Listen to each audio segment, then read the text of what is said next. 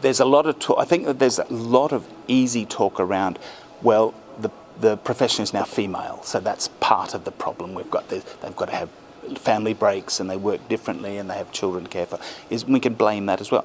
The second that comes up is then the demographic shift as well. We've got all these millennials coming in and they have different attitudes to us and they're not as driven by us and they're not as focused on the vocation as we were. And so you can hear the older vets saying, well, when I was your age, we would blah-de-blah. You've heard it all before.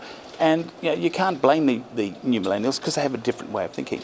You've got your Gen Xers in between that, and they sort of look at the older generation have taught them, the younger generation coming through, and I think they're confused. They don't really know what to do with these people. And then a lot of the practice ownership is still in the older people's hands, or certainly the advisory, and certainly the legislative or the professional bodies is in the hands of the boomers as well. So there's a real mix in that. Male, older, female, younger is one of those sort of dichotomies. I think the best way to deal with that, and what comes counter that argument I mentioned earlier, is that if you try and maintain control of the whole thing, you will do it in your own way and you will alienate these other generations and other people. You've got to get people more involved and understand where they come from.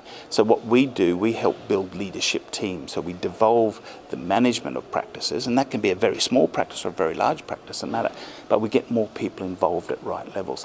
One thing that's important in doing that is profiling people so you know what their strengths and the weaknesses are, and that seems to circumvent the intergenerational differences as well. It gives them something else to focus on rather than just rolling out the millennial argument or the gender argument, those sort of things. I think they're important, but I don't think they actually are the most important part of this.